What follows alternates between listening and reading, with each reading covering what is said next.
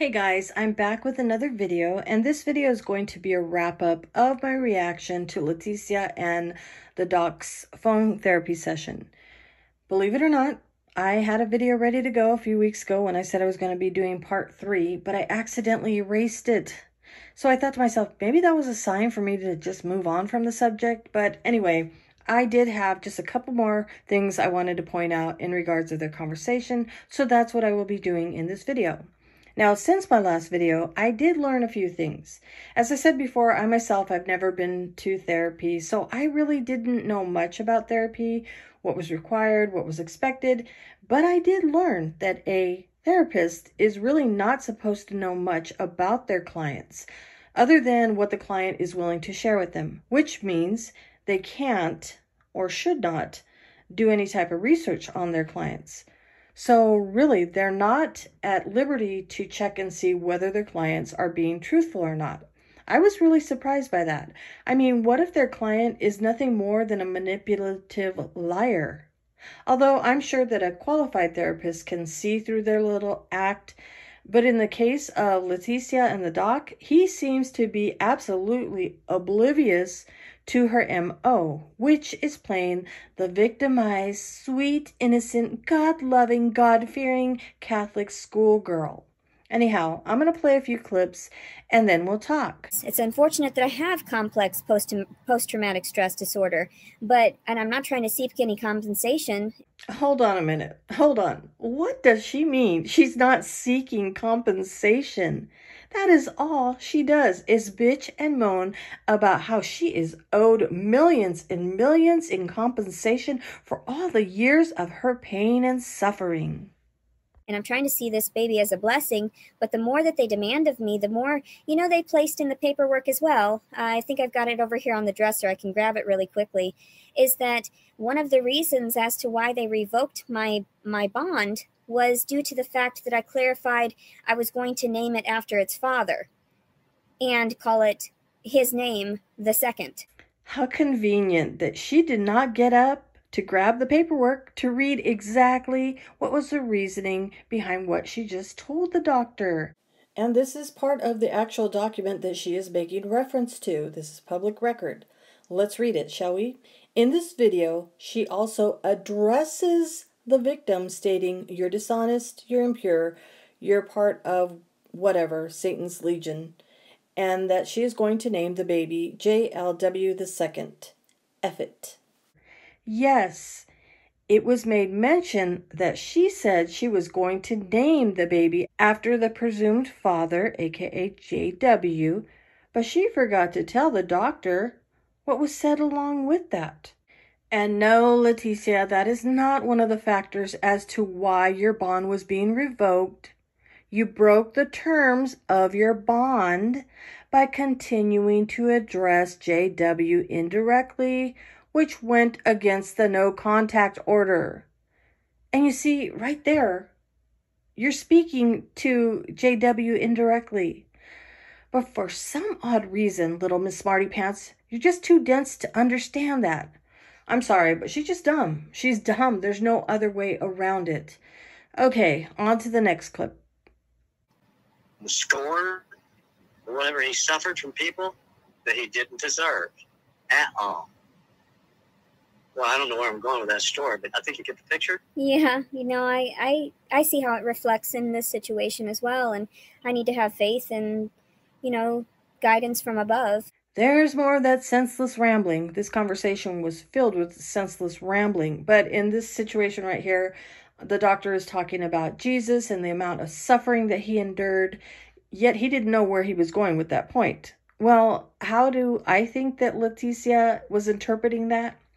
Yes, Dr. Carol, you're right. I too have suffered and endured as much as Jesus did, which is why I have been chosen by God himself. Sometimes it's dissociation. Yeah. Sometimes it's spite. Sometimes it's anger. Someone you want to strike back, but remember the one that you want to strike back on and the one that you want to suffer the consequences or whatever, then it puts you in a prison just as well as them. Yes, you're absolutely right. So we don't want to house ourselves in a prison of spite, retribution, get back, pay back, whatever. We don't want to be in that prison. Now, I have to say, right there, the doctor actually gives Leticia some sound advice in the sense that she shouldn't be wanting to be spiteful or having a mindset of payback because all it does is keep her in her own type of prison. Isn't it funny how she's agreeing with what the doctor just told her, yet we've all seen her wish for vengeance on JW as well as anyone else that she feels is responsible for her being in her own shitty position. I mean, on the daily, she is wishing for karma, bad karma of tenfold to come upon anyone who has crossed her. Yet, she cannot see that she is living her own karma, which is coming back to her tenfold. As they say, what you put out into the universe comes right back at you. Again, she seems to be too dense to understand that take. Huh. And she's supposed to be so intuitive? That you understand that even my criminal record doesn't reflect who I truly am. Because you've understood. Well, let me ask you this question. See if you can answer this. Why did they burn Joan of Arc at the stake? Because she was fighting. Around her feet and then burn her up. Why did they do that? They thought she was fighting against that persecution. Ugh, the doctor now bringing up Joan of Arc. And yet again, Leticia's mind is making the comparison between her trials and tribulations of those of Joan of Arc. I was like, man, stop. Just stop gassing her up. By now, we all know that Leticia sees herself as a martyr who's bound for sainthood. So, and I believe that they've discriminated against me because I was a woman and all these other circumstances because of my ethnicity as well. And then also, too, because of my disabilities and my ability to be easily swayed and manipulated psychologically. And that's exactly why I don't get the assistance that I've been seeking and craving all of these years since I lost my daughter 6 years ago to those deceptive means. And the damn sob story. I believe I've been discriminated against due to my sex. I've been discriminated against due to my nationality. I've been discriminated against because of my disabilities, etc., etc. And that's why I've been denied any help whatsoever.